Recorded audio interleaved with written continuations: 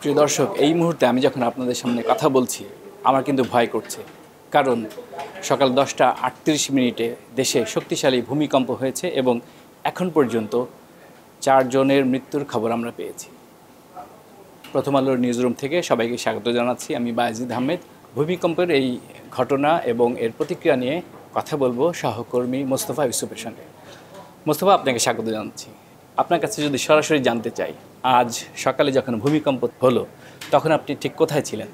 আমি বাসায় ছিলাম, ব্রেকফাস্টের প্রিপারেশন নিচ্ছিলাম। হঠাৎ করে দেখলাম যে প্রচণ্ড ঝাঁকুনি। এরপর প্রায় বেশ কয়েক সেকেন্ড ধরে এটা চললো। এর কিছুক্ষণ পরেই, এই ঘন্টা দেড়েক পরে আমরা খবর পেলাম যে সারা দেশে প্রায় 4 জন মারা গেছে এবং বেশ কয়েকজন আহত হয়েছে।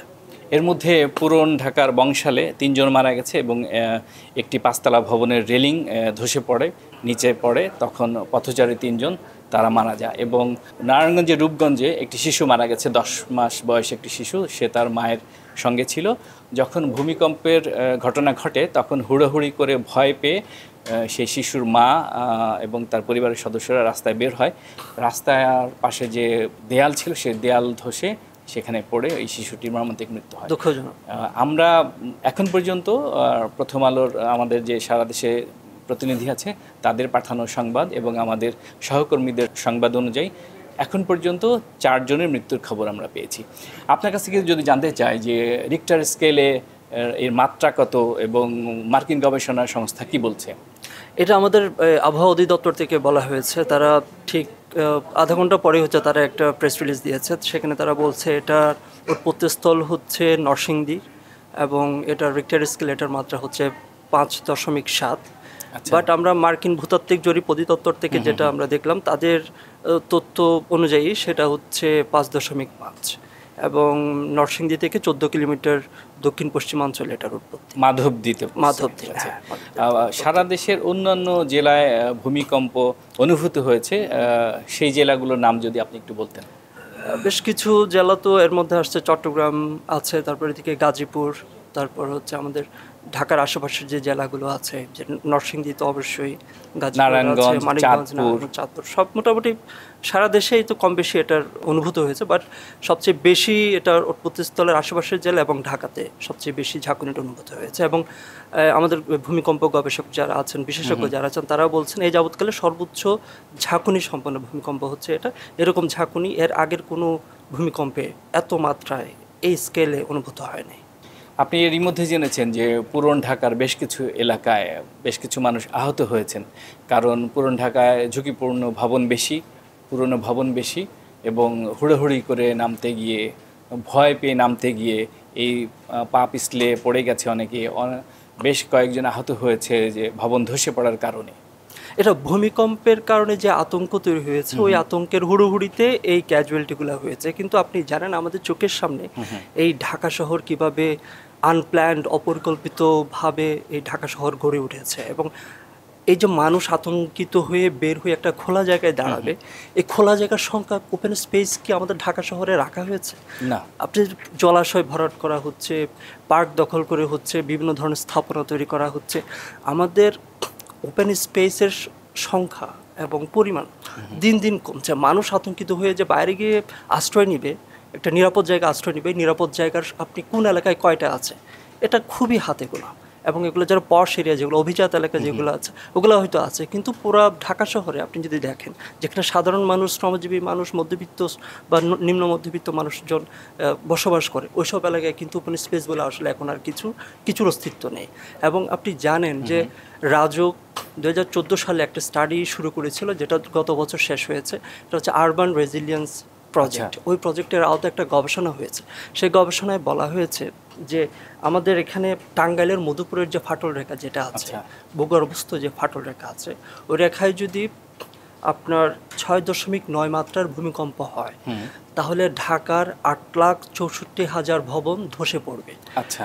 এবং এটা হচ্ছে ঢাকার টোটাল মোট ভবনের 40%। এবং এই ভূমিকম্প যদি দিনে হয় তাহলে 2,20,000 মানুষ মারা যাবে, এবং সেটা যদি রাতে হয় তাহলে মারা যাবে 3,20,000 মানুষ। তাহলে এই যে এই প্রেডিকশনটা করা আছে, আপনি জানেন রানা প্লাজাতে একটা ভবন ধসে পড়ার পরে আমাদের উদ্ধার তৎপরতার কী পরিস্থিতি ছিল।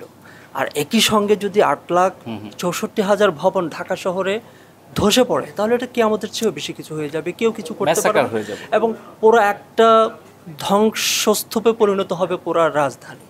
আমি আপনার সঙ্গে একটু সম্পূরক যোগ করছি যে আজ সকালে মিরপুরে আদিবাসীদের একটা প্রোগ্রাম ছিল এবং সেখানে পরিবেশ উপদেষ্টা অ্যাডভোকেট সৈয়দা রিজওয়ানা হাসান ছিলেন। তিনি ঠিক একই কথা বলেছেন। তিনি বলেছেন যে ভূমিকম্পের ঝুঁকি মোকাবেলায় সবার আগে দরকার হচ্ছে যে দীর্ঘমেয়াদী আমাদের একটা পরিকল্পনা। উনি 3 বছর মেয়াদী পরিকল্পনার কথা বলেছেন।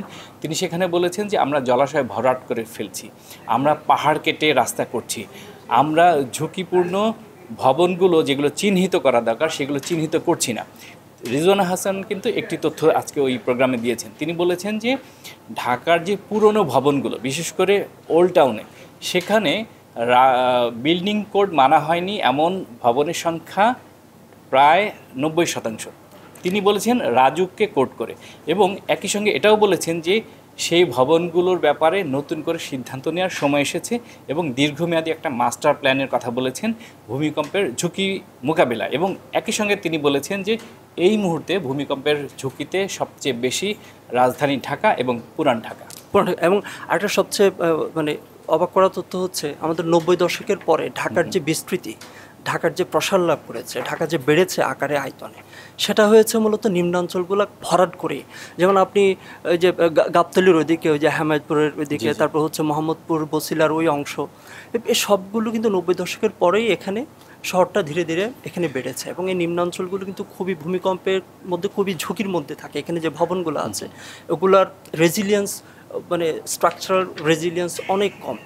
ভূমিকম্পে সবচেয়ে বেশি ভয়াবহ রকম ক্ষতিগ্রস্ত হতে পারে এসব অঞ্চলগুলো। আমাদের আইনেই কিন্তু 3-4টা আইন আছে যে আমরা জলাশয় ভরাট করা যাবে না, পুকুর ভরাট করা যাবে না, জলাধার ভরাট করা যাবে না।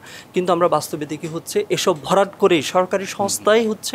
আমরা কিছুদিন আগে আমার একটা রিপোর্ট ছিল যে SPBN হচ্ছে এই জলাশয় ভরাট করে আপনার তাদের স্থাপনা নির্মাণ করছে, এবং কেউই কোনো আইন মানছে না। এবং আমরা চোখের সামনে একটা ভয়াবহ বিপদের জন্য অপেক্ষা করছি। আপনি তো দীর্ঘদিন ধরে পরিবেশ নিয়ে রিপোর্ট করেন। দেশে যখন একটা ভূমিকম্প হয় তখন আমরা করি কি, ভূমিকম্প হওয়ার পরে এক্সপার্টদের সঙ্গে কথা বলি। আমরা ওই সপ্তাহে সবাই খুব ব্যতিব্যস্ত হয়ে যাই, এইটার ইম্প্যাক্ট নিয়ে কথা বলি, ঠিক আছে। অন্য আরেকটা ঘটনা ঘটে, আমরা এটাকে ভুলে যাই। দীর্ঘমেয়াদী যে পরিকল্পনা নেওয়ার যে বিষয়টা, সেটি কিন্তু আমরা খুব একটা আমলে নিই না। এখন দেখবেন আপনি আজ থেকে বাংলাদেশের প্রত্যেকটা গণমাধ্যম ভূমিকম্পের ঝুঁকি মোকাবেলায় কী করণীয় সেটা নিয়ে সেমিনার করবে, বিশেষজ্ঞদের নিয়ে কথা বলবে, কিন্তু 2 দিন পরে আবার ভুলে যাবে। দীর্ঘমেয়াদী পরিকল্পনা আমরা ঠিক দেখছি না। তো সবশেষে যদি আপনার কাছে জানতে চাই যে এখন আসলে আমাদের কী করণীয় ভূমিকম্পের ঝুঁকি মোকাবেলায়, কী প্রস্তুতি? এখন ঢাকা শহরে ওই যে রাজুকের যে আরবান রেজিলিয়েন্স প্রজেক্ট, ওই প্রজেক্টে বেশ কিছু ভবনকে হচ্ছে ঝুঁকিপূর্ণ হিসেবে চিহ্নিত করা হয়েছে এবং পরামর্শ দেওয়া হয়েছিল ভবনগুলো ভেঙে ফেলার জন্য। আচ্ছা, আমাদের পরামর্শ থাকবে হচ্ছে দ্রুত ওই প্রকল্পের অধীনে যে পরামর্শগুলো দেওয়া হয়েছে, সাজেশনগুলো দেওয়া হয়েছে, সুপারিশগুলো করা হয়েছে, সেগুলো দ্রুত বাস্তবায়ন করা। এই ঝুঁকিপূর্ণ ভবনগুলো প্রাথমিক পর্যায়ে হচ্ছে এই ভবনগুলোকে হচ্ছে মানে চিহ্নিত করে হচ্ছে এগুলোকে ধ্বংস করার ব্যবস্থা করা, রিমুভ করার ব্যবস্থা করা। এই কাজটা তো রাজুক এবং সিটি কর্পোরেশন যৌথভাবে করবে। হ্যাঁ। আরেকটা হচ্ছে আপনার ঢাকা যেভাবে বেড়ে উঠেছে বা ঢাকার যেভাবে গ্রোথ হয়েছে, যে ভবন সম্প্রসারণ হয়েছে, সেটাতে এই মুহূর্তে আসলে বেশি কিছু করার নাই আমাদের। এবং আমাদের এই মুহূর্তে যেটা করা দরকার সেটা হচ্ছে দুর্যোগ পরবর্তী আমাদের প্রস্তুতি কীভাবে আমাদের মোকাবেলা, মানে দুর্যোগ মোকাবেলায় পরবর্তী প্রস্তুতিগুলো আমাদের আসলে এই মুহূর্তে নিতে হবে। মোস্তফা ইউসুফ, আপনাকে অসংখ্য ধন্যবাদ। প্রিয় দর্শক, কথা বলছিলাম সহকর্মী মোস্তফা ইউসুফের সঙ্গে। আজ দেশে যে শক্তিশালী ভূমিকম্প হয়েছে এবং এতে যে ক্ষয়ক্ষতি হচ্ছে সেটা নিয়ে কথা বলছিলাম। আগামীকাল নতুন কোনো বিষয়, নতুন কোনো সহকর্মীর সঙ্গে হাজির হব। ততক্ষণ সবাই ভালো থাকুন, নিরাপদে থাকুন, আর প্রথম আলোর সঙ্গেই থাকুন।